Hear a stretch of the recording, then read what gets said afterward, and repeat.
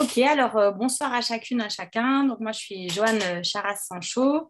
J'ai fait partie des membres fondatrices de l'antenne inclusive. Ce soir, on a aussi les pasteurs Ulrike et Daniel qui sont avec nous.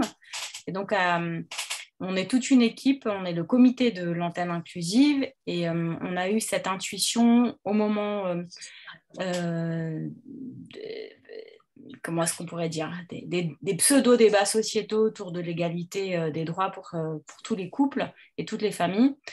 On a eu à un moment donné cette intuition forte, il y a 10 ans, qu'il fallait absolument qu'il y ait des paroisses qui se montrent délibérément inclusives, sans phare ni faux semblant. Et donc, à l'antenne inclusive de la paroisse luthérienne Saint-Guillaume de Strasbourg, on s'est engagé dans cette voie, d'abord petitement, et puis maintenant, on fait entièrement partie du projet de la paroisse et donc on est une paroisse inclusive dans le Grand Est. Voilà, une paroisse luthérienne inclusive. On est tout un comité. On essaye de diversifier aussi ce qu'on a proposé en termes de partage biblique, de temps de prière et de solidarité aussi. Voilà. Et aujourd'hui, eh bien, on est tout spécialement heureux de recevoir Baptiste, qui nous inspire à sa façon aussi, et qu'un jour on recevra à prêcher, bien entendu, chez nous. D'autant qu'on vient de réouvrir notre église après 2 années très très longues de travaux. Donc on est assez fiers et assez contents d'imaginer des choses. Et ce soir, tout particulièrement, j'ai une pensée, j'ai un mot pour toutes ces communautés inclusives. Vous allez être surpris et surprises peut-être, mais d'abord, c'était des communautés luthériennes, donc à San Francisco, mais aussi des communautés pentecôtistes dissidentes et des communautés catholiques dès le départ qui se sont réunies le 1er décembre pour se tenir auprès de celles et ceux qui luttaient contre le sida, auprès des survivants et des survivantes, et aussi pour faire mémoire de celles et ceux qui nous ont quittés trop tôt, toujours trop tôt.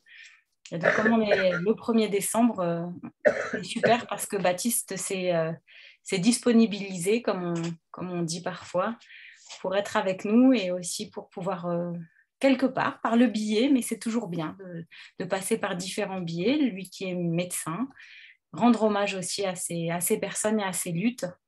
Et donc, j'ai une pensée toute particulière pour les personnes qui nous ont quittés trop tôt.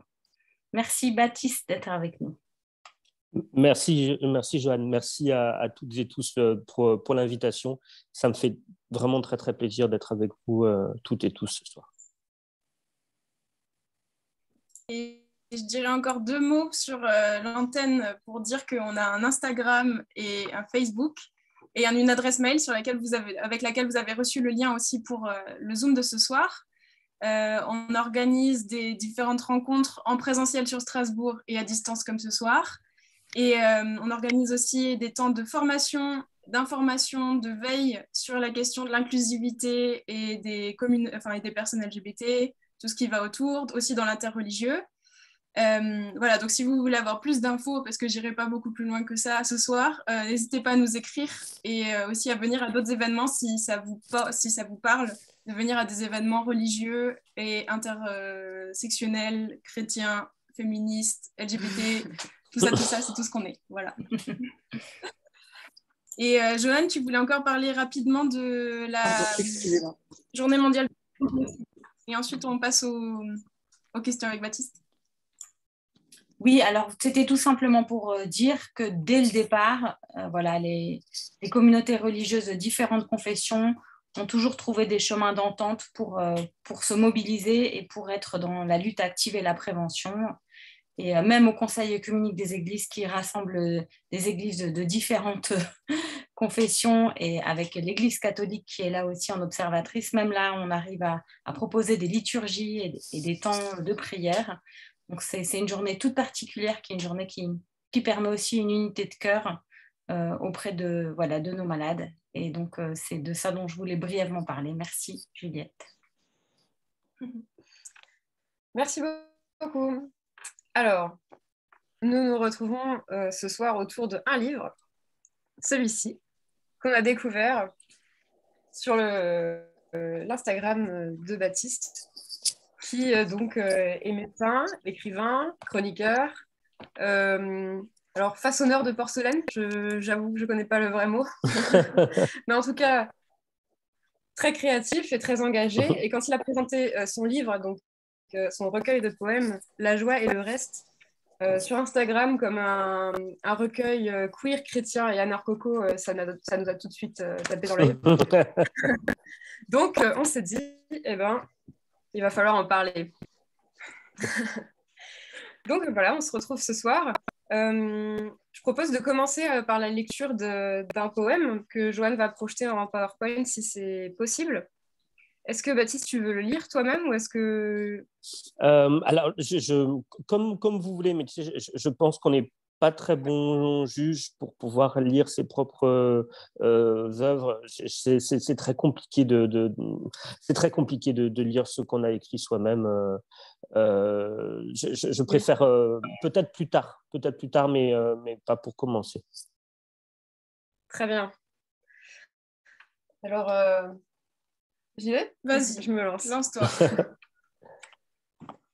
Si tu te demandes parfois, les soirs d'été, les soirs d'hiver, pourquoi ce monde est injuste et se comporte comme un sale con pressé, la réponse est simple, très simple. Dieu est un homme blanc, mince, hétéro, qui gagne bien sa vie. Un homme bien comme il faut, qui pense comme il faut, marche sur ses deux pieds, ignore ses privilèges et ne prend jamais le métro en ayant soif, en ayant faim, ventre vide et peur au ventre. On n'a jamais croisé Dieu dans la rue, craché sur son passage et dit assez fort à lui en péter le cœur, à lui en péter les dents, comme on a pu me dire, comme on a dit à d'autres, un truc qui reste dans la tête 20 ans après, les soirs d'hiver, les soirs d'été, espèce de sale pédé. Donc, c'est un poème frappant qui parle vraiment de l'expérience queer en rapport avec Dieu. Ce qu'on aimerait te demander, Baptiste, c'est surtout comment toi tu vis les choses. Et ma première question, ce serait qu'est-ce qui t'a donné l'élan d'écrire de la poésie et en particulier des poèmes sur Dieu ?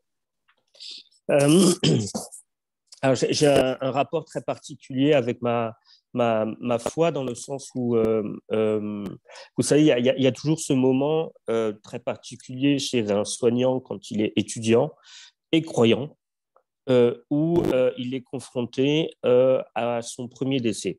Et alors, ce premier décès, en général, quand le hasard fait, entre guillemets, bien les choses, c'est en général une personne âgée, en stage de gériatrie, etc. Et il y a toujours ce deuxième événement où on est confronté au décès d'un enfant. Et moi, ça m'est arrivé, j'étais étudiant avec le SAMU, on est appelé pour un enfant qui faisait une crise d'épilepsie. Et j'étais alors interne à l'hôpital de Auch, dans le Gers, qui est un grand département. Et la maman qui a appelé les urgences était tellement effrayée, et c'est normal parce que son enfant était en train de convulser devant elle, au moment de donner son adresse, elle s'est trompée. Elle a interverti, si tu veux, le 6 et le 2, ou le 2 et le 6, quelque chose comme ça. C'est-à-dire, au lieu de mettre, elle a dit 26 au lieu de 62, ou un truc aussi bête que ça, quoi. Et le problème, c'est que le Gers, c'est très grand, et au lieu d'arriver en 5 minutes avec la voiture, on a mis, je crois, 20 ou 25 minutes pour arriver. Et donc, quand on est arrivé, l'enfant était parti. Et pour moi, ça a été vraiment, en tant que croyant, si vous voulez, ça a été une grande violence, parce que je me suis dit, peut-être c'était absurde, mais évidemment, on n'a pas dit la vérité à la maman, on n'a pas dit qu'on était en retard parce qu'elle s'était trompée l'adresse. Hein. On a dit qu'il y avait des embouteillages, ce qui est stupide, parce que dans le Gers, il n'y a jamais d'embouteillage, je pense, dans le Gers. Mais je n'arrêtais pas de me dire que cet enfant était décédé à cause de l'amour de sa mère. Je veux dire, si elle ne l'aimait pas, elle n'aurait pas été bouleversée comme elle pouvait être bouleversée, elle ne se serait pas trompée. Son adresse, elle la connaissait par cœur, tout le monde connaît son adresse par cœur. Et donc, c'était de l'amour, en fait, qui a causé cette erreur. C'est l'amour, le stress, et j'ai été en révolte. J'ai été en révolte et je me suis heurté pour la première fois, enfin, pas pour la première fois, mais pour la première fois avec autant de violence à la question du mal, et pourquoi cet enfant devait partir avant ses parents. Et à partir de là, j'ai commencé à à remettre en question beaucoup mes études. À quoi bon soigner les gens s'il arrive ce genre d'histoire. Et je suis parti à Rome puis à Jérusalem en vacances parce que j'avais besoin de verticalité un petit peu dans ma vie et que surtout j'avais besoin de réponses. Et peut-être que l'une d'entre vous ce soir a des réponses, mais jusqu'à présent, j'ai toujours pas trouvé de réponse à cette question de pourquoi le mal existe. Et je crois que c'est une question fondamentale sur laquelle butent beaucoup de croyants et de croyantes. Je ne sais pas ce que vous en pensez. Mais...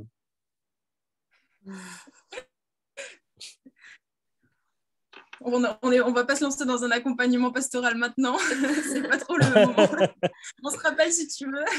Non, d'accord. Mais c'est une question à laquelle oui. Mais en fait, c'est la question principale du livre, hein, oui. Qui d'ailleurs, ça se sent vraiment que c'est écrit par un médecin parce que justement, il y a vraiment ce truc de on va pas se cacher la réalité. Et est-ce que tu as ressenti un moment que tu écrivais aussi en tant qu'homme queer, ou c'était principalement cette expérience-là de l'injustice par rapport à la mort donc, voilà. Dis-moi, pardon. Voilà, non, ouais. D'accord. Je ne peux pas écrire autrement qu'en tant qu'homme queer. Tu sais, il y a une phrase de Jean Genet qui est magnifique et qui dit que si, quand les femmes se font agresser, tu ne te sens pas femme, si quand les noirs se font agresser, tu ne te sens pas noir, et si quand l'ouvrier se fait agresser, tu ne te sens pas ouvrier, alors toute ta vie, tu auras été un PD pour rien. Et je trouve que cette phrase de Jean Genet, elle est magnifique et elle m'accompagne. Et que j'aurais pu me le faire tatouer, mais c'est pas très joli comme mot, mais j'aurais pu me faire tatouer ne sois pas un PD pour rien. Donc oui, je ne peux pas écrire que ce soit mes romans ou ma poésie autrement qu'avec ce prisme-là du combat, de la lutte. C'est une manière pour moi aussi de ne pas être un PD pour rien.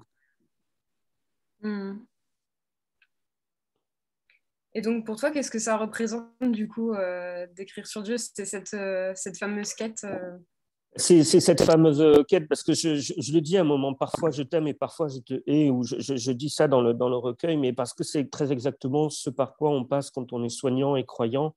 Parfois on l'aime parce qu'on se dit, ce que je viens de vivre là en tant qu'être humain, c'est magnifique, c'est de l'amour. Avec cette personne que je ne connaissais pas hier et qui est aujourd'hui, que j'ai aidé aujourd'hui. Et ça, c'est magnifique. Et puis parfois, on est confronté à des injustices. Cette injustice ultime, pour moi, est la mort d'un enfant. Et d'un seul coup, on se dit, il n'y a pas de possibilité. C'est soit il est tout puissant, mais du coup, il est pas bienveillant. Soit il est bienveillant, mais il n'est pas tout puissant. Et puisqu'il a laissé la mort de cet enfant arriver. Et donc, il n'y a pas de... Il n'y a pas de solution. Il n'y a pas de solution. Et la seule solution que j'ai, moi, c'est d'écrire que parfois je l'aime et que parfois je le hais et que c'est comme ça et que j'aurais peut-être besoin de toute une vie pour arriver à répondre à cette question. Et peut-être que c'est pas grave de ne pas pouvoir répondre à cette question. Je ne sais pas. Ça n'enlève en rien la relation intime que je peux avoir avec lui. Mais c'est très violent, c'est très violent. En fait, on se rend pas compte, enfin, si on se rend compte, mais je crois qu'on s'en rend encore plus compte quand on est médecin, c'est à quel point la condition humaine est d'une violence. C'est d'une violence. Être juste humain, exister, c'est violent. J'ai un patient un jour qui m'a dit pourquoi faut-il qu'on aime autant tant de gens? Il est arrivé à la fin de sa vie et ça ne l'embêtait pas de mourir en soi, mais ce qui l'embêtait, c'était de ne plus voir les gens qu'il aimait. Et je trouve que cette question, elle résume bien pourquoi faut-il qu'on aime autant tant de gens, parce qu'il n'y a pas 36 solutions. Soit on va être séparés d'eux, soit ils vont, eux, être séparés de nous. Dans tous les cas, s'il y a de l'amour, s'il y a un atome d'amour, alors il y aura de la souffrance au bout. Et cette question-là, cette ambivalence-là, pour moi, c'est la mère de toutes les questions, quoi. Et du coup, est-ce que, là, en tout cas, dans tout le livre, on sent que du coup, il y a ce fil rouge de la colère contre l'injustice et du coup aussi contre Dieu. Est-ce que tu as l'impression que justement le fait d'écrire ça apporte quelque chose à ta relation à Dieu? Est-ce que, par exemple, ça permet de garder le lien malgré cette colère, ou même ça pourrait même être un lieu de rencontre? Bien sûr, mais l'écriture, et particulièrement l'écriture poétique, est un lieu de rencontre déjà avec soi-même, dans le sens où je ne me sens jamais autant fidèle à moi-même que quand j'écris de la poésie. Quand j'écris les romans, je suis plus dans le rôle du griot qui fait venir les gens au pied d'un arbre pour leur raconter une histoire, et j'adore ça, raconter des histoires. Et quand j'écris de la poésie, je me sens vraiment connecté à...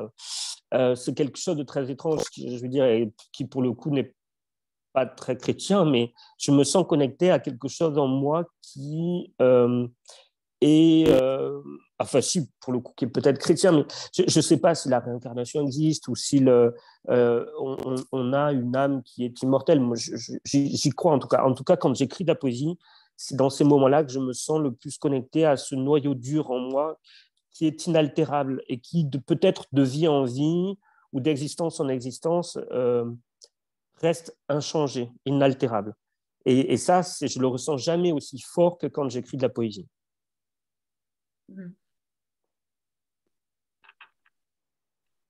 Est-ce que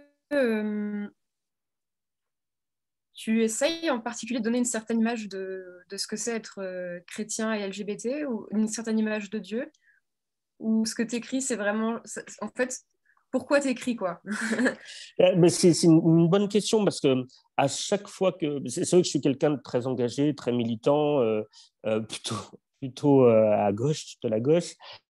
Et quand je dis sur le réseau, au hasard d'une discussion, ou quand le sujet vient, que je suis catholique ou en tout cas chrétien, les gens sont toujours très surpris, comme s'il n'y avait pas de possibilité d'être anarchiste et chrétien, comme si c'était deux choses qui étaient totalement opposées, alors que je ne crois pas en fait. Je crois pas. Je crois au message originel, et je crois au message originel du Christ. Et je pense que ce message original, bien évidemment, il a été dévoyé comme beaucoup d'autres messages par les êtres humains, particulièrement par les hommes, aux dépens des minorités, que ce soit les femmes ou les personnes gays, lesbiennes, trans. Et, euh, et, et moi, je crois toujours à ce message original. Je veux dire, vous savez, c'est pas rien que Jésus, à la fin, était accompagné dans son tombeau. Il y avait qui? Il y avait Marie-Madeleine, il y avait Marie, sa mère, et puis Marie de Béthanie, et trois femmes. C'est trois femmes qui l'ont accompagné à la fin. Et pourtant, elles ont été considérablement évacuées de l'histoire qui est venue après. Et je trouve ça étonnant, comme si la place qu'il lui avait décidé de laisser aux femmes, les hommes qui lui ont succédé avaient décidé de l'oblitérer totalement. Et je pense qu'il faut questionner ça. Enfin bref, on s'écarte peut-être un peu du sujet, mais en tout cas, je pense qu'on peut être, de gauche chrétien, et qu'on doit surtout, quand la situation est là, pouvoir le dire, parce qu'on n'est pas très nombreux, ou alors on n'est pas les plus brillants. Et c'est important de dire aussi on existe, et qu'on est là, et qu'on n'est pas d'accord avec certaines choses qu'on peut entendre, qui peuvent se faire, mais qu'on est là. Et ouais, du coup, c'est intéressant parce que justement, dans le livre, tu parles jamais de toi, ou jamais des personnes LGBT. Est-ce que du coup, enfin, ça donne l'impression que c'est un livre sur la manière, enfin, c'est les poèmes celui qu'on a lu par exemple, euh, parle de la manière dont on se représente Dieu par rapport à notre expérience. Bien sûr. Est-ce que tu aurais envie aussi d'écrire sur l'expérience elle-même d'être chrétien et LGBT? Et puis même toi, comment tu l'as vécu? Ou tu le vis d'ailleurs? J'aimerais le raconter, même si je l'ai un petit peu raconté dans mon troisième roman qui s'appelle La balade de l'enfant gris. Tout simplement parce que ce que je vais dire là, c'est très personnel, et je sais que vous ne me jugerez pas, on n'est pas là pour se juger les uns les autres. Je suis je suis un scientifique, je suis un médecin, je suis un sceptique pour tout ce qui touche à la science, et pourtant il n'empêche que je crois avoir eu la chance dans ma vie de vivre une épiphanie personnelle, vraiment une rencontre. C'était suite au décès de cet enfant, j'étais parti du coup à Jérusalem parce que j'avais besoin de verticalité, donc j'avais fait Rome puis Jérusalem.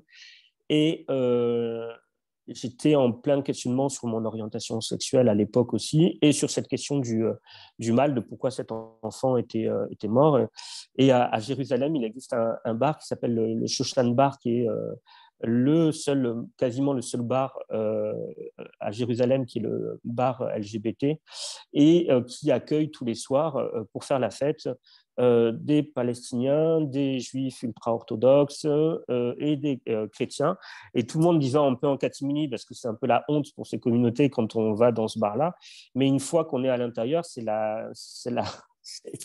inimaginable la fête. Il n'y a plus de Juifs, il n'y a plus de Palestiniens, il n'y a plus de chrétiens, il y a juste des jeunes qui sont en situation de minorité toute la journée et qui d'un seul coup se rencontrent, s'embrassent, font la fête, dansent.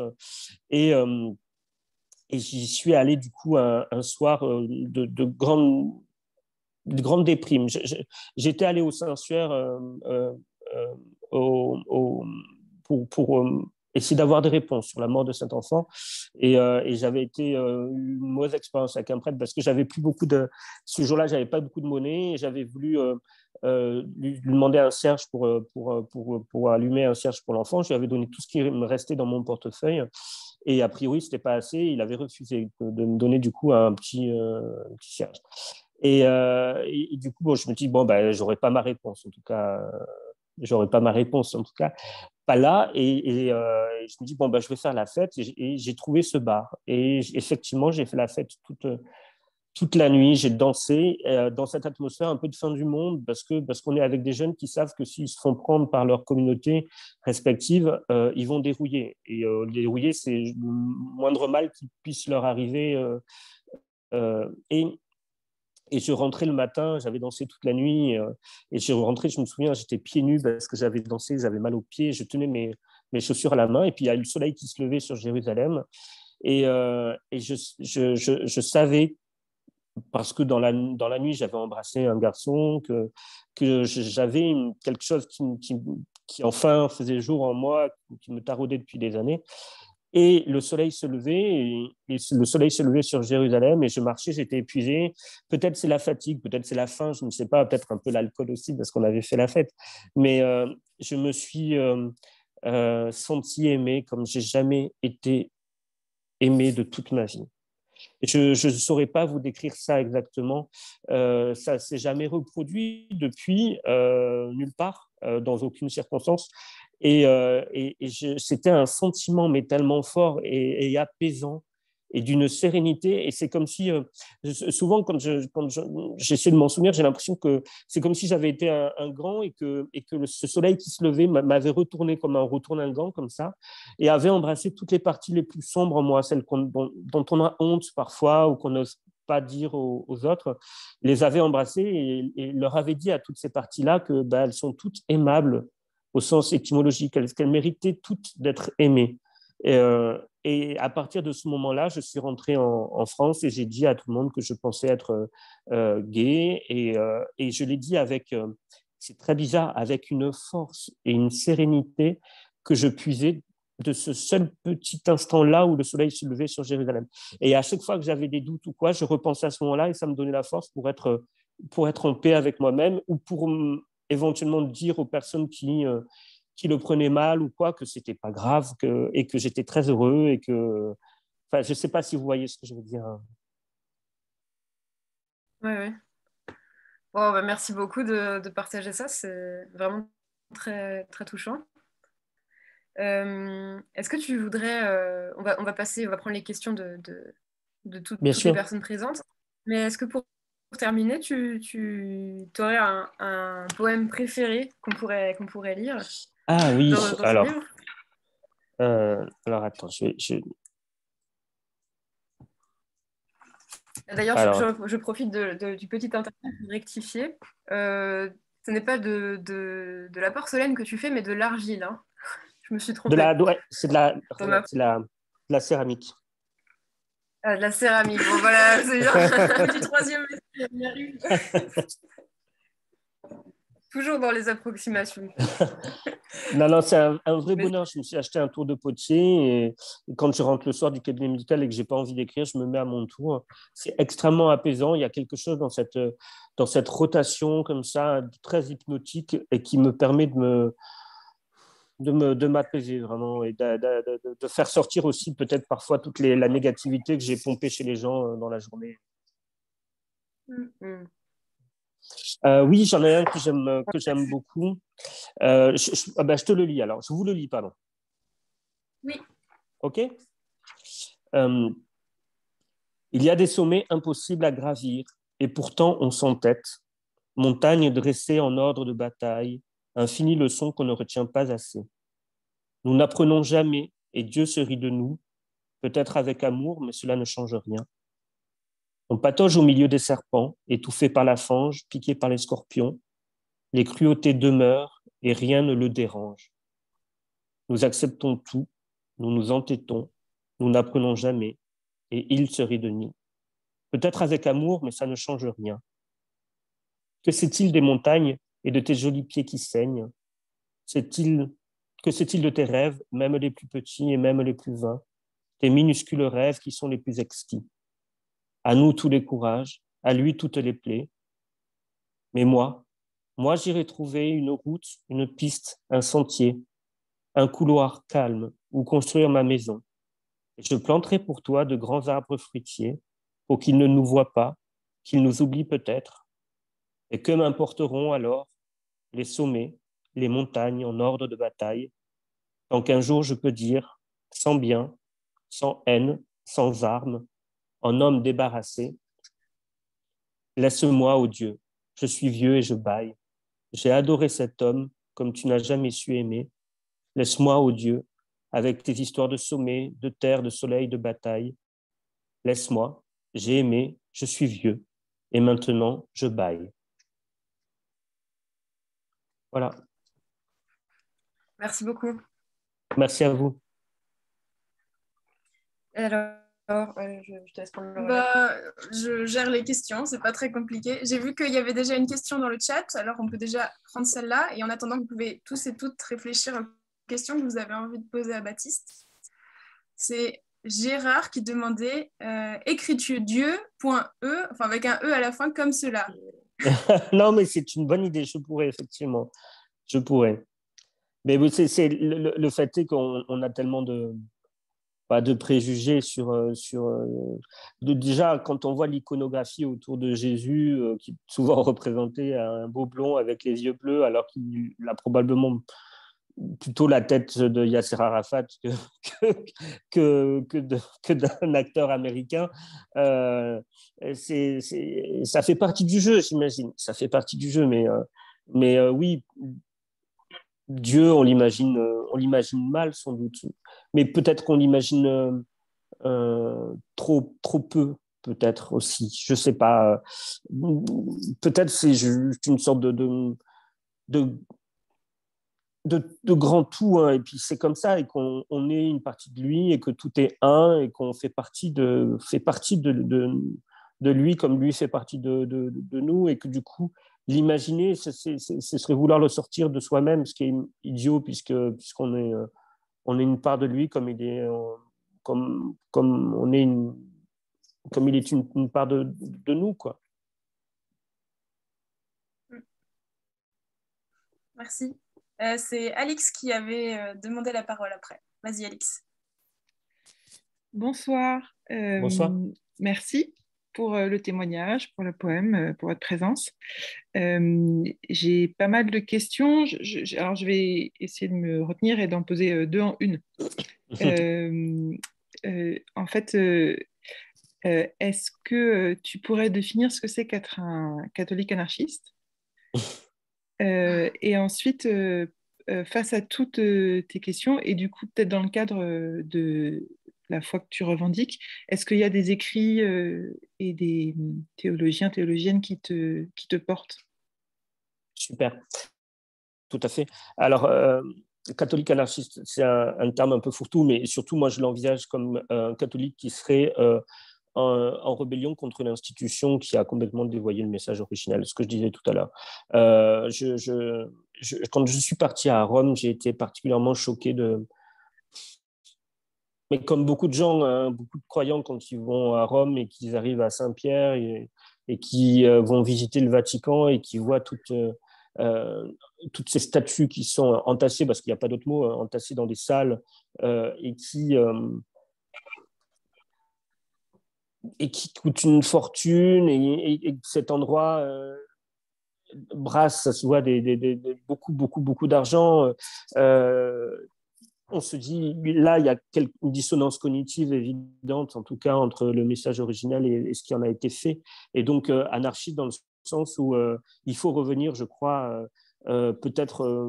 moi, si je vis dans le sud-ouest de la France, donc au pays Qatar, peut-être aussi revenir, du coup, vers le message des Qatars, hein, qui était un message, voilà, de non-possession et de non-matérialité. Et ça, l'Église n'est pas prête du tout à l'entendre. Alors, anarchiste par rapport à la matérialité de l'Église, à cette horizontalité dans laquelle je trouve l'Église se vautre, mais aussi anarchiste par rapport, quand tu vois le rapport Sauvé qui est sorti il n'y a pas longtemps, ou le SIAZ, le rapport sur les agressions sexuelles dans l'Église, et que ça a à peine fait bouger à peine, je me dis, c'est pas possible. Il faut tout démonter. Il faut tout démonter, il faut tout casser, il faut tout reconstruire sur de bonnes bases, quoi. Mais anarchiste au sens de je ne crois pas aux institutions. Premièrement, je pense que les institutions doivent être démontées, en particulier, du coup, en tant que catholique anarchiste, l'institution de l'Église qui doit être repensée et refondée entièrement. Voilà. Ça, c'est la première réponse à ta première question. Et la deuxième, c'est s'il y a... Alors, évidemment, beaucoup de livres m'ont aidé dans ma foi, mais il y en a un particulièrement que je mentionne souvent et je vous le conseille, mais vraiment 1000 fois si vous pouvez le lire. Moi, ça a été aussi fort que de lire la Bible ou la Torah pour les Juifs ou le Coran pour les musulmans. Ça a été une claque. Ça s'appelle Le Gardeur de troupeaux de Fernando Pessoa. C'est disponible chez Gallimard. C'est un recueil de poèmes. Et vraiment, je l'ai lu après le décès de cet enfant. Et c'est bizarre, je suis persuadé qu'il a été mis sur ma route pour une bonne raison. C'est-à-dire que on est là, on est dans une librairie, on ne sait pas pourquoi on choisit ce livre-là plutôt qu'un autre. Fernando Pessoa, c'est le poète national portugais. Il est très connu au Portugal, un peu plus confidentiel en France.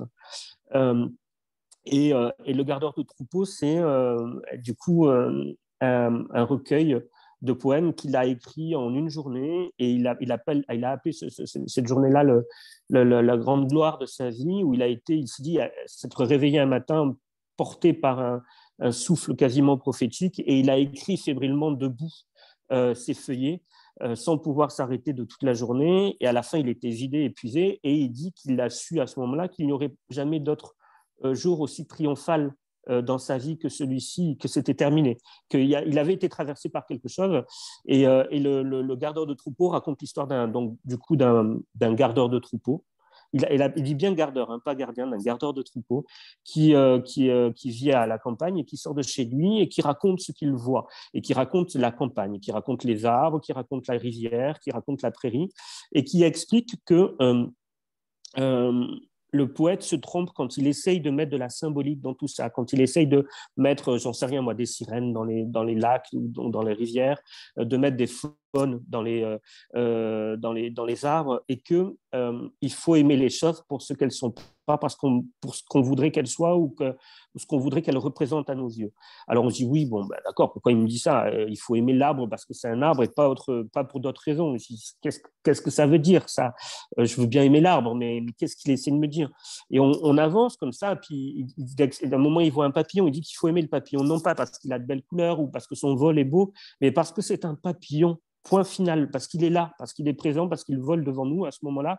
Et bon, d'accord. Et au fur et à mesure, la nuit tombe et il commence à faire froid.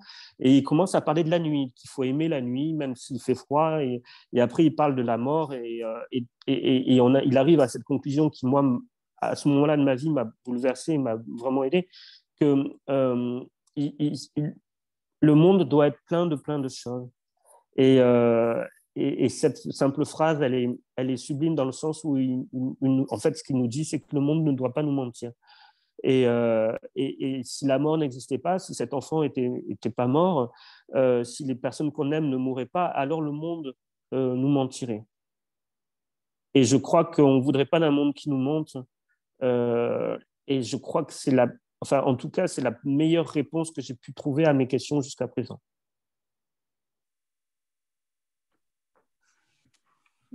Merci beaucoup. Il y a une question chez Génastan et Gauthier. Allez-y. Bonsoir. Je sais pas si on Bonsoir. Oui. C'est une question qui est liée un peu aussi à ma relation dans mon coming out et ma foi. Et en fait, tout au début, c'était un peu cette relation très de confrontation où la foi me disait que j'étais dans le péché, que j'étais enfin damné, etc. Aujourd'hui, je suis convaincu que c'est pas un péché, que être chrétien et homosexuel ne va pas m'envoyer en damnation. Mais je voulais savoir, en fait, pour aller plus loin, j'ai l'impression que dans la foi chrétienne, je trouve pas un imaginaire qui vient porter mon couple ou ma relation que je peux avoir avec mon copain. Et ma mère me répète toujours que l'homme a créé l'homme et la femme. Et en fait, c'est écrit dans la Bible. Et la Bible parle de l'homme et de la femme. Et du coup, j'ai l'impression que cette foi chrétienne qui est censée nous rejoindre au plus profond de nous-mêmes, elle nous a oubliés, nous, les gays, et qu'en fait, nos histoires d'amour sont vouées à juste être des à côté d'eux. Et du coup, savoir qu'est-ce que toi, dans ton parcours, dans ta poésie, tu trouves comme symbole, comme croyance liée à ta foi qui porte peut-être ou pas Bien sûr, c'est une très bonne question que tu poses là, mais du coup, qui pour moi, j'ai envie de te répondre. Et pour moi, c'est pas vraiment. Là, je te réponds pas à côté de la plaque. Pour moi, je te réponds vraiment ce que je ressens au fond de moi. C'est que puisque je te parlais tout à l'heure de la manière dont l'institution a dévoyé le message originel, pour moi, tous les messages de l'institution qui peuvent avoir trait à nos histoires d'amour m'intéressent pas vraiment parce que je sais qu'ils seront pas authentiques, en tout cas, dans le sens où alors, je te donne un exemple, mais je suis sûr que beaucoup de croyants ont la première masturbation. Pendant des années, la première fois que ça m'est arrivé, que je devais avoir 12 ou 13 ans, mais j'avais un sentiment de honte qui m'a submergé vraiment, et puis le sentiment que j'allais finir en enfer, que c'était pas bien, mais parce que c'était le message qu'on m'avait inculqué, si tu veux. Et maintenant que je suis grand, que j'ai du recul par rapport à tout ça, et que j'ai aussi une meilleure connaissance de l'histoire de ma religion, je m'aperçois à quel point c'est là qu'est le blasphème, en fait. On peut pas imaginer que Dieu a créé l'univers, et qu'il écoute l'herbe pousser et qu'il sait quand un seul de tes cheveux tombe, et qu'en même temps, il va venir te regarder le soir dans ta chambre quand tu es seul avec toi-même et que tu as envie de te donner du plaisir. C'est pas possible. C'est pas possible. Ou alors ce Dieu-là, s'il est comme ça, mais moi, j'en veux pas. Enfin, c'est pas ce Dieu-là qui... c'est pas ce Dieu-là. C'est pas ce Dieu-là qui... quelle horreur. Mais quelle horreur. Et puis, alors déjà, ce serait un voyeur. Et puis, ce serait un pervers. Ce serait atroce. Et puis... c'est pas pour rien que le plaisir existe, tu vois. Sinon, là, faut qu'on en profite, le plaisir. Et partant de là, ensuite, mes relations avec les garçons ont subi le même raisonnement. Je veux dire, quand j'aime un garçon, qu'on est au lit tous les deux et qu'on s'aime, et il y a tellement de motifs de se détester, de se haïr, de se battre, et que sur ce petit tas de boue qu'est la terre, et que tu as deux personnes qui, l'espace d'un moment, s'embrassent, se câlinent, essaient de se donner un petit peu de plaisir ou de chaleur humaine, parfois juste un câlin. Imaginer que le Dieu auquel je crois serait là dans la chambre en train de me juger et de me dire je vais t'envoyer en enfer à cause de ce que tu fais là, alors qu'à côté de ça, des tas d'hommes font la guerre. C'est pas ce Dieu-là, tu vois. Et je crois que pour le coup, le blasphème, il est là de penser que c'est ce Dieu-là. Le blasphème, enfin, petit Dieu que ce Dieu-là, c'est celui-ci.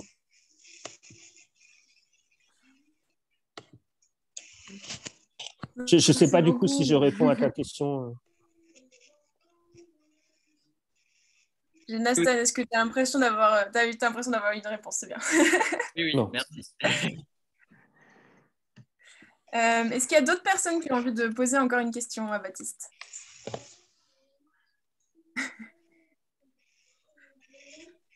Ulrike?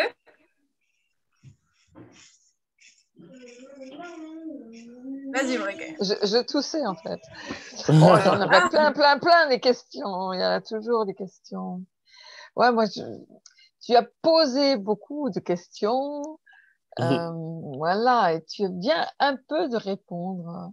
En fait, il y a un mystère dans l'amour. Dieu est amour. Alors, ça, c'est compliqué. Alors, c'est pas un contrat devant un avocat. C'est l'amour, c'est autre chose. Enfin, c'est la relation, c'est un être. Est-ce qu'on pourra jamais vraiment le comprendre?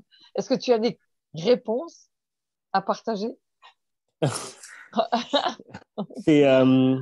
Chacun a ses petites réponses. C'est magnifique comme question. Et tu vois, pardon, vous voyez, peut-être en tant que poète, j'ai toujours une certaine mélancolie qui m'accompagne, une certaine nostalgie. Et parfois, je pense je vais voir un couple dans la rue et je vais réfléchir à la manière dont ils se sont rencontrés. Et je me dis peut-être qu'ils vont passer toute leur vie ensemble. Et je me dis, il y aura tous les soirs, ils vont se coucher l'un à côté de l'autre. Et puis, au milieu de cette immense solitude qui est l'univers, cette solitude froide, tous les soirs, ils vont se coucher l'un à côté de l'autre. Et un jour, ce sera le dernier soir, parce que l'un des deux va partir et laisser l'autre seul. Et je me dis, et je suis triste pour ce couple-là, alors que je ne le connais même pas et que je les ai à peine croisés dans la rue, tu vois.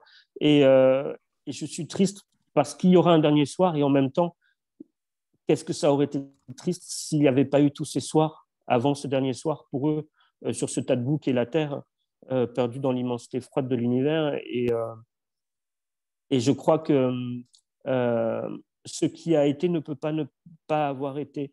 Et ça, je crois que c'est une phrase de Yankelevitch, le philosophe, et qui dit qu'effectivement, et c'est très important de se le rappeler, qu'on n'est rien du tout.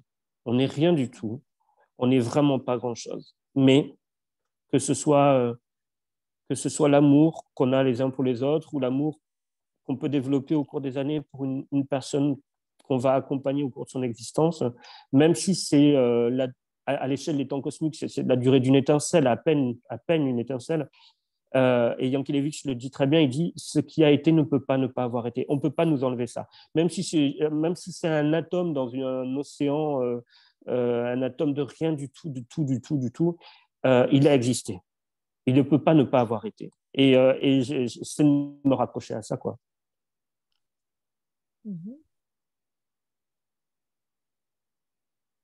Super. Mais si vous avez des... Moi, j'ai une question. Ah, pardon. Bon, moi, j'ai une question. C'est plutôt, qu'est-ce qu'on pourrait dire à quelqu'un qui a envie de devenir poète et qui est à côté de moi et pour se motiver et trouver l'énergie pour faire ça. Et, enfin, je sais pas, si tu as des choses à dire sur la poésie d'être poète. Alors, bon, tu sais, c'est que mon deuxième recueil de poésie, donc je n'ai pas de conseils à donner à qui que ce soit. Mais pour ce qui est de l'écriture, je vais te donner le meilleur conseil qu'on m'a donné moi. C'est que pour écrire, il faut lire. Un écrivain qui ne lit pas, ça n'existe pas. Ce n'est pas possible. Il faut lire. On est des machines à transformer à la fois le réel, nos lectures, et chaque écrivain est une machine à part entière. C'est pour ça qu'il existe autant d'écriture que d'écrivains, parce que chaque machine à transformer le réel est différente. Et on a besoin, pour transformer ce réel, d'avoir des modes d'emploi. Et je crois que les modes d'emploi, on les trouve dans nos lectures, dans nos lectures. Et c'est le meilleur conseil qu'on m'ait jamais donné, c'est que pour écrire, il faut lire. Et si possible, si tu as un style d'histoire que tu veux raconter en particulier, si c'est du roman historique, j'en sais rien, lire beaucoup de ce qui est fait dans ce registre-là et te dire à chaque fois, je vais faire mieux, je peux faire mieux, je vais lire tout ce que je peux qui me tombe sous la main dans ce registre-là et je vais essayer de le dépasser et d'aller plus loin, d'être une machine à transformer encore meilleure.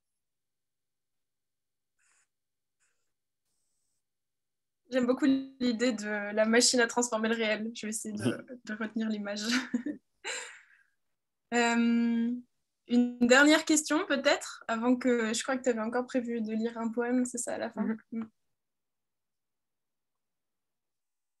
Pas trop de trucs. Alors j'aimerais bien juste faire remarquer que quand tu nous parlais de ton expérience à Jérusalem, tu as dit que dans cette boîte où tu étais, il n'y a plus de juifs, ni de Palestiniens, ni de chrétiens. Il y a juste des jeunes qui se cachent et toute la journée et qui peuvent enfin faire la fête.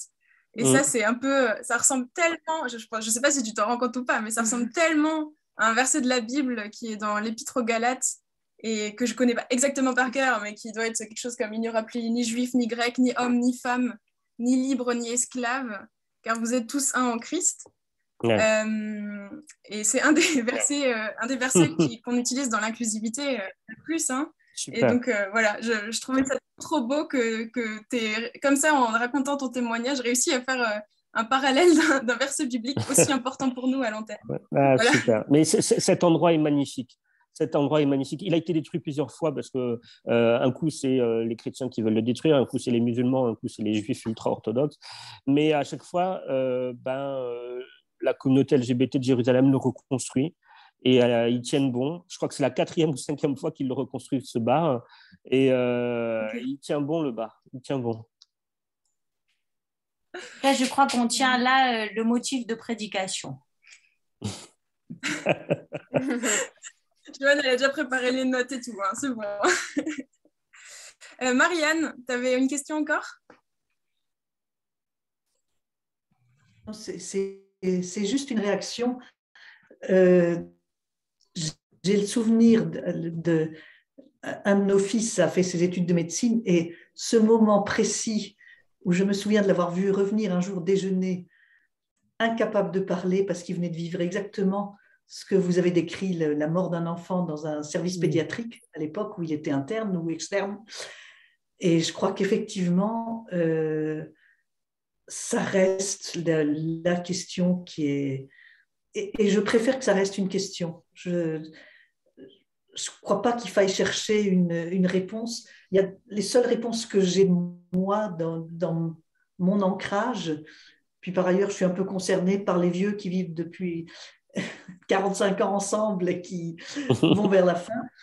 Il y a 2 éternités auxquelles je crois. C'est l'éternité de la vie, ce qui n'est pas tout à fait pareil que la vie éternelle, et l'éternité de l'amour.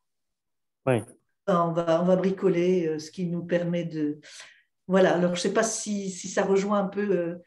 je n'ai pas lu encore vos poèmes, mais je vais me précipiter, ça c'est sûr. Mais du coup, il n'y a pas de réponse et personne n'a de réponse. Et je m'étais dit peut-être Ulrike, elle va me donner la réponse ce soir qu'il me faut. Mais personne n'a de réponse, je crois, à cette question, malheureusement. Moi, si je peux dire, moi, ça n'a pas été une question LGBT, mais j'ai perdu ma mère quand j'avais 23 ans. Et j'étais juste tout à fait sûre que, encore plus fort que moi, Dieu a pleuré. D'accord. Mais... Marion? Ah pardon, vas-y Baptiste. Non, c'est que je bute toujours sur cette question parce que, vous savez, ça va faire pratiquement 11 ans, 10 ans que cet enfant est décédé et chaque fois que j'en parle, je suis au bord des larmes à chaque fois parce que j'ai toujours pas trouvé de réponse et peut-être que Dieu a pleuré, mais ça n'a pas aidé sa mère. Je ne sais pas comment dire ça. Par contre, moi, j'ai rencontré des gens qui avaient des réponses. Hein. Ah ouais. Quand j'étais pasteur à Saverne, il y a un couple évangélique qui habitait sur une péniche. Et il y avait une pente là, et c'était l'hiver. Et leurs enfants ont fait de la luge. Et l'aîné est tombé dans l'eau. D'accord. Et ils ont dit partout que c'était ça le plan de Dieu, Oui. qu'il avait fait son œuvre sur la terre et que maintenant il était auprès du Seigneur et que tout ça s'était voulu comme ça. Alors moi, je préfère le cri qui reste et qui résonne tout le temps qu'il le faudra. Cet enfant-là, que tu as vu mourir, que tu n'as pas pu Oui. sauver et qui est mort parce que sa mère, elle s'est trompée. Il y a rien de... Enfin, on devra pleurer tout le reste de notre vie, je trouve. Oui. Oui. Sinon, on n'est pas des humains. Sinon, on n'est pas... Non, bien sûr. Merci beaucoup. Est-ce que je pourrais juste dire quelque chose? C'est Aline. C'est Aline. Ah. Oui, je sais pas. Enfin, désolée. je me suis connectée avec mon téléphone portable et c'est un peu compliqué. Mais je voudrais simplement partager avec vous une phrase de Albert Schweitzer à laquelle je pense depuis tout ce que Baptiste nous a confié, nous a partagé. C'est quand Albert Schweitzer dit la vie demeure pour nous non seulement une énigme, mais un mystère. De là, le respect pour la vie, un sentiment qu'il arrive même au matérialiste le plus convaincu d'éprouver lorsqu'il évite d'écraser un ver de terre sur la chaussée ou d'arracher sans raison une fleur. Et ce que j'ai entendu très fort, et merci beaucoup Baptiste pour tout ça, c'est que face à ce mystère qu'est la mort, qu'est le mal, nous sommes en train de chercher des réponses en permanence, alors que l'attitude qu'on peut peut-être avoir, c'est l'humilité de se dire que la réponse nous échappe et que dans ce qui nous échappe là, il y a toute la grandeur de ce que nous expérimentons en étant en vie et en pouvant le partager avec d'autres différents de nous. Donc, merci beaucoup à vous, Baptiste. Merci à vous. Merci à vous. Marion, vas-y, c'est à toi. Bonsoir. Bonsoir. Je me sens toute petite de passer après les échanges précédents parce que ça n'aura pas la profondeur du tout de ce qui vient d'être dit. Merci pour vos poèmes. Moi, je les ai lus un peu par hasard. Je suis tombée dans une librairie et ça m'a beaucoup touchée. Et ma question, on a un peu parlé, vous avez évoqué plusieurs fois, il y a eu des questions sur le fait d'être chrétien et une personne queer et comment vous pouviez me raconter ça. Et j'aurais bien aimé vous poser la question inverse.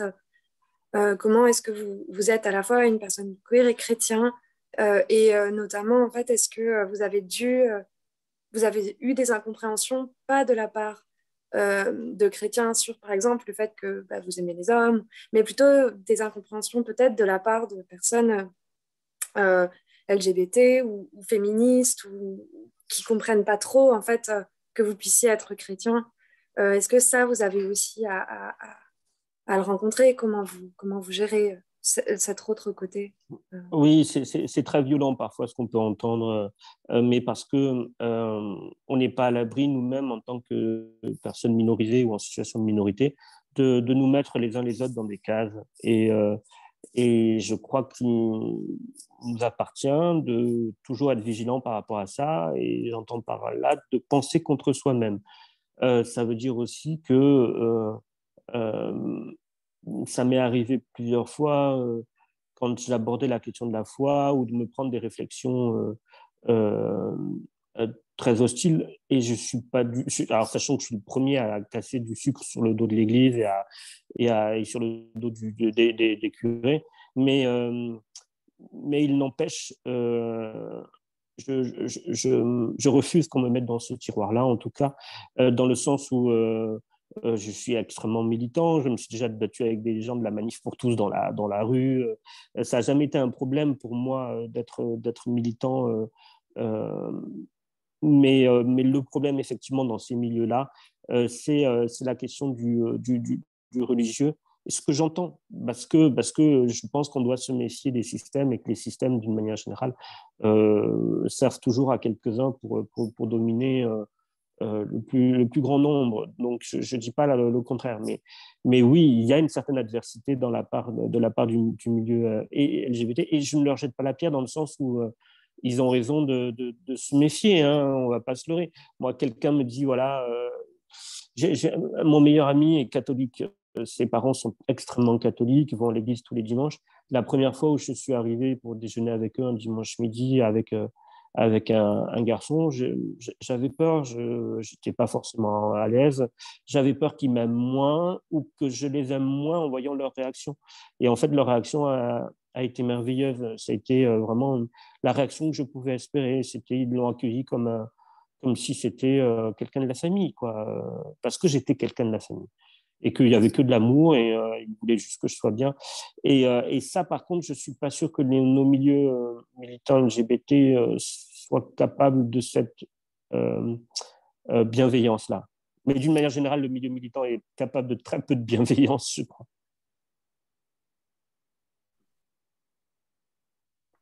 Je vais encore donner la parole à Gérard. Et après, il faut qu'on pense à faire un selfie. Donc, ne partez pas tout de suite après, s'il vous plaît. Vas-y, Gérard. Oui, alors c'est moi qui ai parlé tout à l'heure de Dieu avec un E. Oui. Parce que, bon, depuis un petit moment, j'ai fait une prise de conscience que le monde, en fait, il est essentiellement organisé autour du masculin, du patriarcat, sous toutes ses formes. Alors, on dit souvent que Dieu est amour, oui, d'accord, mais en fait, alors, depuis que j'écris Dieu avec un E, en fait, je constate que ça fait vachement réagir, extrêmement réagir, en disant « Oui, mais pourquoi tu mets un E, c'est pas normal, machin, etc. » On a toujours écrit Dieu comme ça. Je dis « Oui, mais Dieu, il n'est pas plus homme que femme. Oui, mais ça n'a rien à voir. » Je dis « Si, pour moi, ça a quelque chose à voir. Ça a quelque chose à voir avec l'amour, justement, avec la parité, avec la tendresse, avec… voilà. » Et donc, pour moi, c'est un acte militant d'écrire Dieu avec un E, de démonter un petit peu le système qui fait que, en fait, comment dire, en fait, quand on regarde bien dans nos consciences, enfin dans notre imaginaire plus exactement, on dit bien que Dieu n'est pas ni un homme ni une femme, n'empêche que le fait de le nommer comme le Dieu, hein, c'est pas la Dieu, Bien sûr. c'est le Dieu. Donc derrière, il y a quand même toute une notion de force, d'amplitude, etc., etc. Puis dans la manière dont les chrétiens les Juifs d'abord et les chrétiens ensuite l'ont présenté ou l'ont reçu, c'est quand même le Dieu qui conduit, qui amène, qui est quand même le meilleur, enfin qui est quand même le patron, quoi, hein, le patron du troupeau, quoi. Alors voilà, moi, bon, c'est un petit peu aussi à vous, Jean-Baptiste, puis à l'antenne inclusive que je m'adresse, c'est-à-dire, est-ce qu'il n'y aurait pas une recherche à faire autour de cette question Dieu n'est ni homme ni femme, Dieu est, je sais pas, en tout cas, voilà, une recherche à faire autour de ça. Enfin, s'il y a une recherche, je serais bien partie prenante. Ce que vous dites, c'est très juste dans le sens où, comme on parle, on pense. Et on parle de Dieu toujours au masculin, donc on pense Dieu au masculin. C'est pas neutre du tout. Et du coup, je suis entièrement d'accord avec vous. Là, pour le coup, il y aurait un travail fondamental de réécriture, en tout cas, oui, beaucoup de choses à revoir. Je pense que c'est aussi une manière que les hommes ont eu, avec un petit H, hein, les hommes ont eu de compenser ce qu'ils n'avaient pas, à savoir ce mystère féminin qui est celui du mystère de l'enfantement, qui dans les sociétés primitives devait terroriser, je pense, les hommes. Comment, à partir de rien, une femme arrive à mettre au monde un bébé. Il faut lire, je vous le recommande vraiment. Ça s'appelle le mythe de la virilité. C'est écrit par Olivia Gazalet. C'est passionnant. Et elle, en tout cas, elle remonte le début de la différenciation de valence entre les hommes et les femmes, probablement sur la volonté des hommes de pouvoir compenser l'absence de mystère. Et je trouve cette théorie passionnante et en tout cas, la manière dont elle le développe est très pertinent et passionnant. Ça s'appelle le mythe de la virilité, c'est Olivia Gazalet qui l'a écrit, et vraiment, je vous le recommande. D'accord. Donc maintenant, tu vas écrire Dieu avec un E. Ouais, ça marche. On attend de voir ça. Vas-y. Je propose que du coup, Merci, pour celles et ceux qui veulent bien garder leur caméra et celles et ceux qui veulent se mettre en anonyme, on pourrait faire un selfie pour garder un souvenir de ce moment. Et ce serait Joanne qui s'occuperait de faire photographe. Du coup, si vous le souhaitez, allumez vos caméras et ceux qui ne veulent pas être sur la photo, éteignez vos caméras. Voilà. Et Joanne, tu nous dis, quand est-ce qu'on doit sourire? Ah, tu fais des comptes à rebours. Ok. 1, souriez. Est-ce qu'elle est bonne? Ça doit être comme toutes les photos, il y a quelqu'un qui doit être en train de loucher ou un truc comme ça, mais... Super. Merci beaucoup, Baptiste. Merci à vous. On ne va pas te retenir beaucoup plus longtemps que ça. Vraiment, ce livre, c'est trop bien parce que c'est vrai qu'en fait, en théologie inclusive, on passe notre temps à être à la recherche du bon langage et de comment parler de Dieu autrement. C'est vraiment un problème qui est très actuel pour nous. Et du coup, ton livre, c'était vraiment super chouette de le lire et c'est très ressourçant, je dirais. Parce que c'est vrai que tu as mis des mots sur des choses qu'on ressent. Et vraiment, merci d'être venu, d'en avoir parlé, d'avoir témoigné. Et ceux qui souhaitent encore, après on peut rester, on peut prendre encore un peu un temps pour discuter de ce qu'on vit, si vous avez des questions sur l'antenne et tout ça. Ceux qui ont d'autres choses à faire, qui s'étaient donné du temps jusqu'à 21h, vous pouvez aller manger, donner à manger à vos enfants, dormir. Voilà. Merci beaucoup d'avoir été là. Tu veux dire quelque chose encore?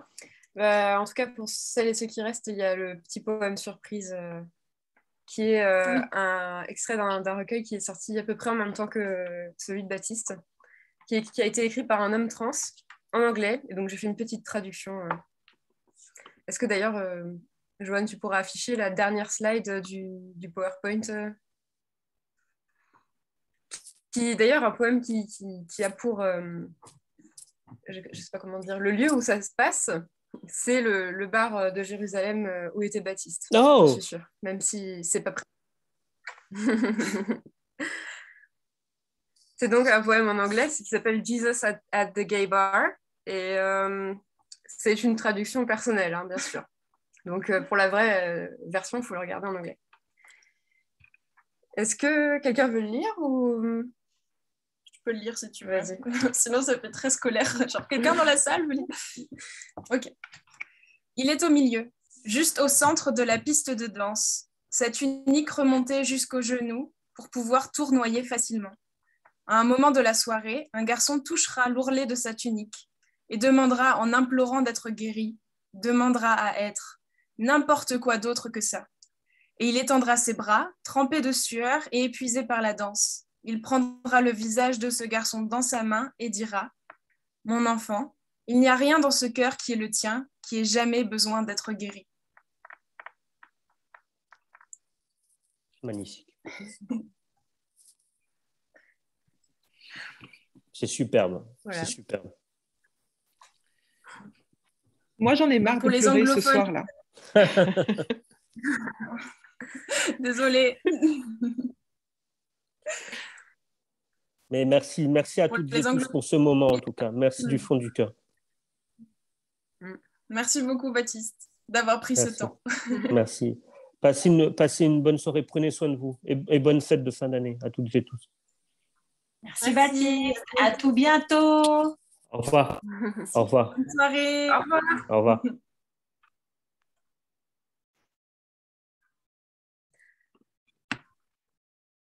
Bon, voilà, ça va après cette heure de discussion émouvante. avec des sujets très fondamentaux. Très bien, oui. Très bien.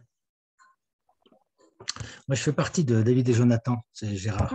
Ouais. David et Jonathan, donc une association LGBT chrétienne. Hein.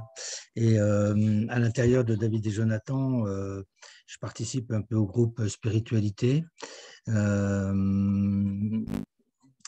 Et j'aimerais bien continuer à être en lien avec vous, plus particulièrement, enfin pas particulièrement, mais plus régulièrement peut-être, et échanger justement sur cette recherche de Dieu. Dieu, comme j'ai essayé de l'expliquer, mais je ne sais pas trop comment le dire non plus, hein, mais Dieu qui n'est pas homme, quoi. Parce qu'il est sous-entendu homme. Enfin, on dit bien on dit bien que non, mais en fait, puisqu'on le nomme, c'est notre Dieu, un Dieu. Voilà. Donc, le un me gêne beaucoup. Me gêne beaucoup. Et voilà, j'ai une amie qui est avec nous dans le groupe là, qui s'appelle Lydie. Elle est quelque part par là. Je pense qu'elle nous a pas quittés. Elle aussi, elle écrit en inclusif. Elle écrit des belles choses. Je me dis, voilà, est-ce qu'il n'y a pas quelque chose à chercher pour pouvoir librement écrire, enfin partager des expériences, des ressentis, de Dieu autre que ce grand homme, je ne sais pas comment. Enfin, Dieu mâle, moi, me gêne beaucoup, quoi. Ça fait tellement plaisir, rien que ça. Alors, première réaction, Dieu mâle, ça me fait penser à Marie Daly, qui est une théologienne américaine qui a dit que si Dieu est mâle, alors le mâle est Dieu, avec un jeu de mots entre le mâle masculin et le mâle mauvais. Oui, d'accord. Marie Daly. En fait, la réflexion que tu as, c'est finalement la réflexion qu'ont eu beaucoup de théologiennes et théologiens féministes depuis les années 60, c'est-à-dire de comment on parle de Dieu en se disant que Dieu n'est pas un homme, exactement, parce qu'en fait, Dieu, de toute façon, n'est pas humain. Donc déjà, de vouloir lui donner un genre, c'est un petit peu étrange, c'est très humain, en fait, de vouloir le représenter avec la manière dont nous, on peut représenter Dieu. Donc, je sais pas, j'imagine que Joanne, par exemple, aura aussi beaucoup de littérature à te proposer, de littérature inclusive, théologique et tout ça. En tout cas, t'es pas tout seul, parce qu'en fait, cette question-là, elle s'est posée plein de fois chez plein de personnes depuis au moins la moitié d'un siècle. En fait, Gérard, les féministes... Je sais pas si Joanne, c'est ce que vient de te dire Juliette, quoi. C'est que toi, c'est une épiphanie de maintenant, mais les féministes, ça fait 60 ans qu'elles travaillent ces questions-là. Donc, nous, à l'antenne, ça fait presque 10 ans aussi hein, qu'on essaye de diversifier notre vocabulaire. Bien entendu, on est rattrapé par nos traditions, puis il y a des choses qui sonnent plus ou moins bien quand on n'est pas habitué. Mais oui, c'est une réflexion qui, ouais, tu l'as bien dit, Juliette, qui est menée depuis 60 ans. Et en milieu francophone, un peu plus récemment, parce que le milieu francophone, comme on a unifié le langage de façon très agressive en France, en décidant qu'il n'y avait qu'une seule langue et que le reste, c'est des dialectes, etc. Ce qui est une situation assez étrange qu'il n'y a pas dans beaucoup d'autres pays hein, dans le monde. D'avoir décidé qu'une langue est la vraie langue et les autres sont des dialectes, déjà, ça montre comment on a quelque part décidé de donner un statut à part à la langue française et donc de la rigidifier dans un sens. Mais nous, on n'a jamais accepté ces injonctions-là. En fait, là, ce dont tu parles, c'est déconstruire les injonctions. Les féministes ne font que ça, déconstruire les injonctions. Quand on a beaucoup de privilèges, on n'a pas beaucoup besoin de déconstruire des injonctions, mais quand on n'en a pas beaucoup, on a plutôt intérêt à aller dans ce sens-là. Alors, en tout cas, si tu es intéressé, il y a l'autre parole qui est sur Internet. Elles ont un site Internet, elles ont travaillé bien avant nous. Et ce qui est intéressant, c'est que c'était surtout des femmes catholiques qui voulaient participer à la liturgie de façon féministe, donc au Canada francophone. Donc moi, elles m'ont beaucoup inspirée. Et puis après, il y a d'autres sources. Si c'est en français, c'est l'autre parole, hein, vraiment qui. L'autre parole, d'accord. Et puis je crois que Alix est là. Alix pourrait probablement aussi te parler des différentes initiatives de Toutes Apôtres aussi, hein. Et le podcast d'Omélie, Oh My Goodness. Oh My Goddess. Oh My Goddess. D'ailleurs, ça s'appelle parce que Oh My Goddess, c'est la collective qui fait ce podcast et Oui. le podcast s'appelle Bonne Nouvelle. Oui, voilà, c'est ça, le L. podcast Bonne Nouvelle. Voilà, en fait, c'est très foisonnant et je trouve chouette que tu t'intéresses parce que les milieux gays chrétiens ont été souvent très gay-centrés et du coup, ont mis beaucoup de côté le féminisme. Moi, c'est une grande critique que j'ai envers le milieu gay chrétien et je l'assume, cette critique, hein, puisque moi-même, je fais partie de la famille arc-en-ciel. On peut aussi, entre nous, se dire les choses. Donc, je trouve très chouette que tu te démarques un peu de cette culture gay-centrée, mais alors ça va vraiment impliquer de reconnaître le travail des féministes chrétiennes, puisque ce sont les pionnières en la matière. Oui, et là, on a parmi nous, par exemple, Alix, qui du côté des catholiques fait partie de différents collectifs qui révolutionnent le langage liturgique. Ah bah alors, il faut me donner votre lien. Moi, je demande que ça. Voilà. Parce que vous dites que ça foisonne. Alix va nous inviter bientôt, va bientôt nous faire. Tu vas bientôt nous faire une visio là-dessus, d'accord? C'est un débat qu'on a au sein de Toutes Apôtres, parce que je pense que c'est un langage qui est assez naturel, par exemple, pour quelqu'un de ma génération. Et qu'il est moins pour d'autres générations. Et par exemple, quand on a défilé à la marche Nous Toutes avec beaucoup d'entre vous,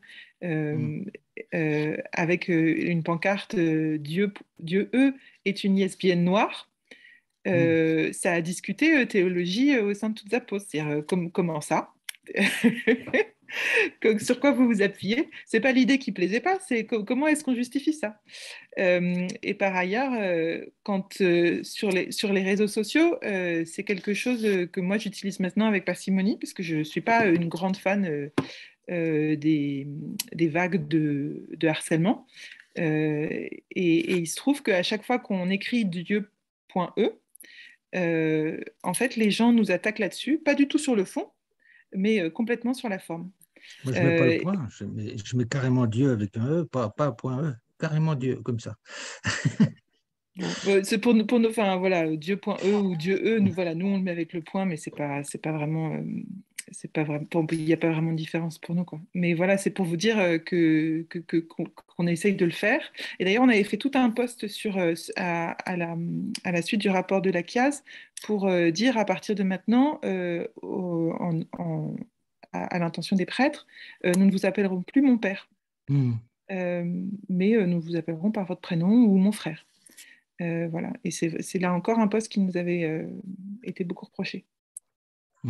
Vous dites, enfin, je m'excuse, je prends un peu la parole, mais c'est parce que vous êtes là, j'en profite un petit peu, mais vous dites que c'est faux, enfin, qu'il y a beaucoup de choses, mais moi, en fait, je ne connais pas, enfin, je ne connais pas justement toutes ces choses. Et donc, c'est pour ça que je suis très en quête de connaître un peu plus. Alors, comment je peux rester en lien un petit peu avec vous, comment, enfin je ou d'autres, hein. Enfin, je sais que Lydie est là avec moi, elle nous écoute, je pense qu'elle aussi serait intéressée, et puis voilà, moi je suis à l'équipe nationale de David et Jonathan, et je voudrais vraiment faire avancer la question avec les quelques personnes, enfin les quelques femmes qui y sont, puisque c'est plutôt un milieu masculin, ou un milieu d'hommes, mais bon, il y a des choses qui bougent aussi, donc voilà. Est-ce qu'il y a vous avez un site internet ou vous avez une adresse mail, ou comment je peux vous rejoindre, ou par Alors, une chose que je peux juste déjà dire, je me suis permise de garder toutes les adresses de tous ceux qui nous ont un jour écrit. Ça fait déjà 185 adresses. Et donc, dès qu'un mail va sortir, vous l'aurez. Si vous voulez vous désabonner de toutes ces infos, vous pourrez. Alors, on n'a pas de soirée Zoom vraiment de prévu prochainement. On s'est mis à enregistrer, ou on pourrait enregistrer aussi nos rencontres sur place et les diffuser. Enfin, ça nous permet de réfléchir à des nouvelles soirées à venir. Là, c'est une initiative de Clémence qui a rencontré un grand succès. On était très nombreux à être intéressés ce soir. Je vous ai déjà écrit, mais je n'ai pas eu de réponse l'année dernière, je crois.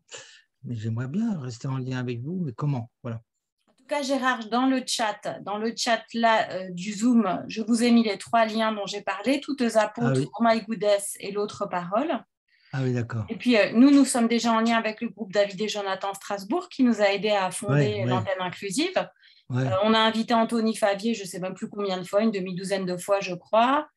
On est très amis avec Elisabeth Saint-Guilly, qui est dans le Nord. Oui. Voilà, nous, nos liens avec David et Jonathan, c'est maintenant une décennie, l'antenne inclusive. Donc, on se connaît bien. Après, les membres individuels de David et Jonathan viennent régulièrement à nos activités pour en profiter pour faire un week-end à Strasbourg, du tourisme.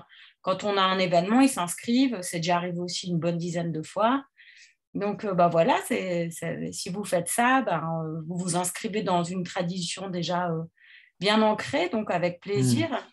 Donc, notre prochaine rencontre en présentiel, c'est le 6 décembre, le lundi, pour notre chapelle arc-en-ciel. On a une permanence mensuelle pour et par les personnes LGBTIQ+, les alliés et les familles, pour venir une fois par mois, normalement le premier lundi du mois, de 18h à 21h, et on essaye toujours d'inviter un ou une oratrice pour nous partager un sujet de foi, toujours intersectionnel, comme l'a très bien rappelé Juliette.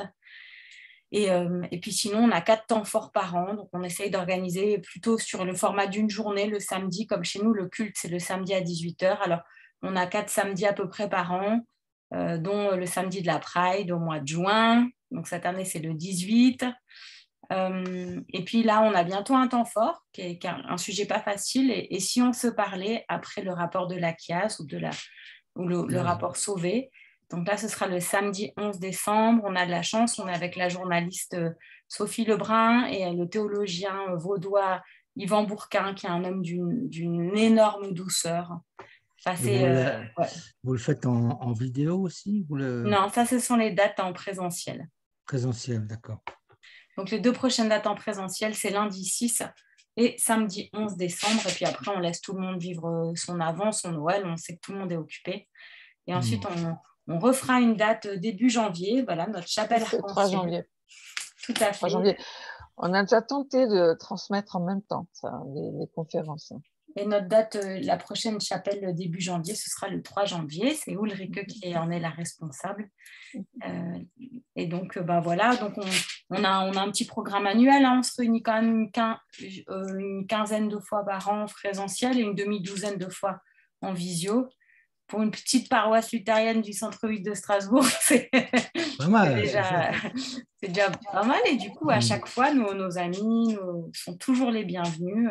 Et d'ailleurs, comme dit David et Jonathan, ils viennent depuis 10 ans. Ouais, d'accord. Merci pour votre réponse